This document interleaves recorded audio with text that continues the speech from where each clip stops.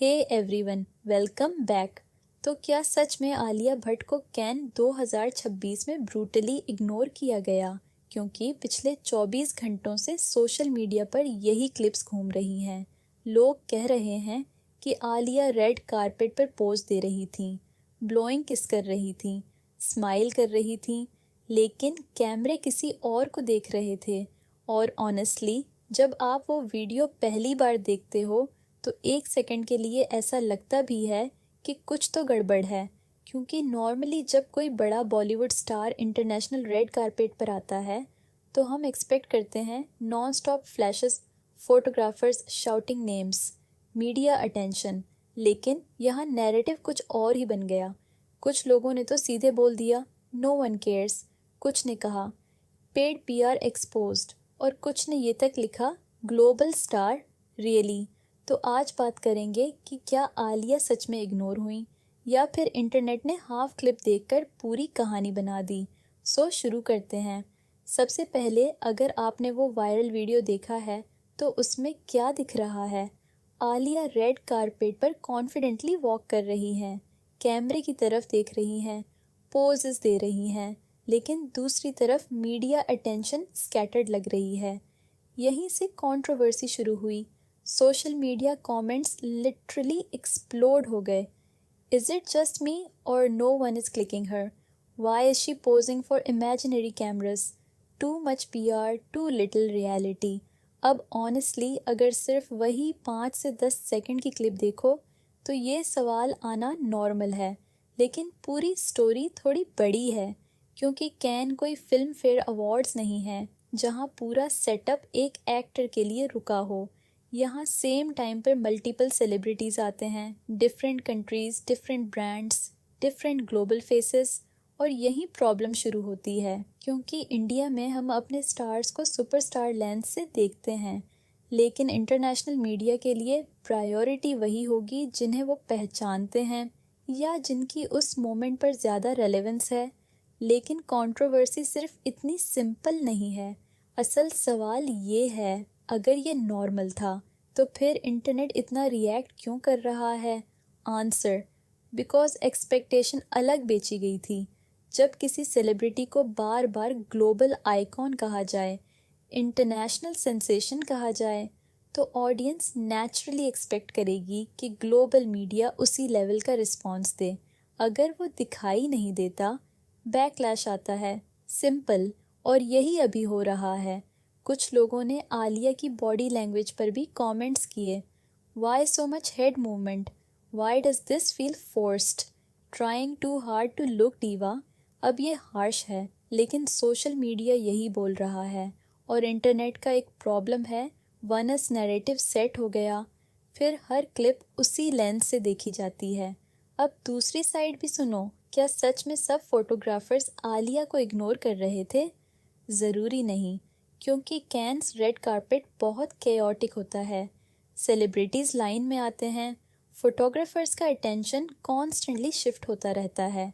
अगर आलिया से जस्ट पहले कोई बिगर ग्लोबली नोन फेस हो, नेचुरली कैमरास उधर होंगे।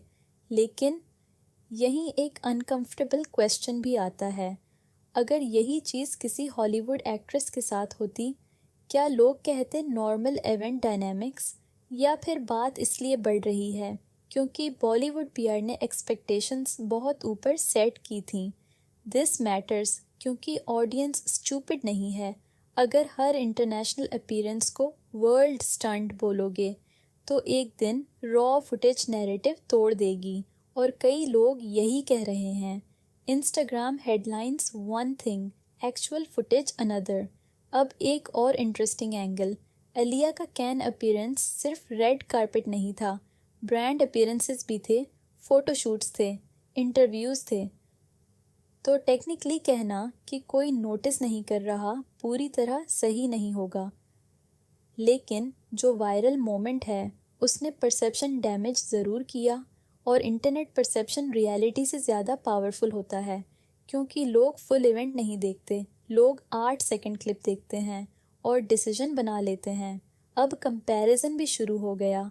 ऑब्वियसली ऐश्वर्या राय का नाम आया, क्योंकि कैन और ऐश्वर्या प्रैक्टिकली ईयर्स से कनेक्टेड हैं, उनकी प्रेजेंस इस्टेब्लिश्ड है, इंटरनेशनल फोटोग्राफर्स उन्हें जानते हैं, तो लोग बोल रहे हैं सी द डिफरेंस।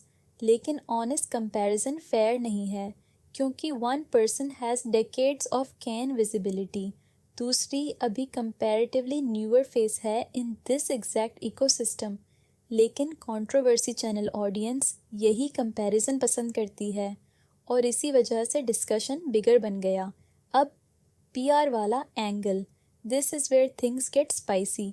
कुछ लोग कह रहे हैं कि बॉलीवुड सेलिब्रिटी ब्रांडिंग अक्सर ग्लोबल इमेज ओवरसेल करती है, एयरपोर्ट लुक्स को हेडलाइंस, ब्रांड इवेंट को global take over, one foreign mention को इंटरनेशनल ऑब्सेशन, और जब एक्चुअल रॉ क्लिप्स आते हैं डिसकनेक्ट दिख जाता है। क्या ये हमेशा ट्रू है? नहीं। क्या कभी होता है? एब्सोल्युटली। और इसलिए लोग इतनी अग्रेसिवली रिएक्ट करते हैं, क्योंकि उन्हें लगता है नैरेटिव मैन्युफैक्चर्ड है। अब मेरा टेक ब्रूटली इग्नोर्ड शायद ओवर स्टेटमेंट है, लेकिन viral clip looked awkward, yes. Expectation mismatch हुआ, डेफिनेटली यस। पीआर नैरेटिव ने सिचुएशन को वर्स बनाया, वेरी पॉसिबल, क्योंकि अगर आप क्वाइटली अटेंड करके निकलते शायद कोई कंट्रोवर्सी ही नहीं होती। लेकिन once you are sold as a global phenomenon, audience measures you differently. और ये सिर्फ आलिया इशू नहीं है, एनी सेलेब के साथ होगा। अब एक और थिंग, सोशल मीडिया ट्रोल्स कभी न्यूआंस नहीं देखते। अगर एक ऑकवर्ड सेकंड मिला वही मीम बन जाएगा, अगर एक वियर्ड पोज मिला वही स्क्रीनशॉट वायरल होगा, एंड फिर पूरा स्टोरी उसी पे बन जाती है। तो क्या आलिया का पूरा कैंस फेलियर था? नो। क्या कंट्रोवर्सी बनी? यस। क्या इंटरनेट ने एग्जैजरेट किया? डेफिनेटली। क्या कुछ क्लिप्स ऑकवर्ड लगे? Also yes. दोनों बातें एक साथ सच हो सकती हैं, और शायद बिगेस्ट लेसन यही है, ग्लोबल प्रेजेंस और डोमेस्टिक स्टारडम सेम चीज़ नहीं है। इंडिया में ह्यूज होना ऑटोमेटिकली इंटरनेशनल डोमिनेशन नहीं बनता। That takes years, recognition, repetition, familiarity. तो शायद अभी जो हो रहा है वो इंसल्ट कम, ट्रांजिशन ज़्यादा है। लेकिन इंटरनेट को ट्रांजिशन नहीं चाहिए, इंटरनेट को ड्रामा चाहिए, और उन्हें मिल गया। अब आप बताओ, क्या आलिया जेन्युइनली इग्नोर्ड हुई, या सोशल मीडिया ने 8 सेकंड क्लिप से पूरा कोर्ट रूम खोल दिया? कमेंट सेक्शन में बताओ। और अगर वीडियो पसंद आई हो तो लाइक, शेयर, सब्सक्राइब करना मत भूलना। मिलते हैं नेक्स्ट वीडियो में।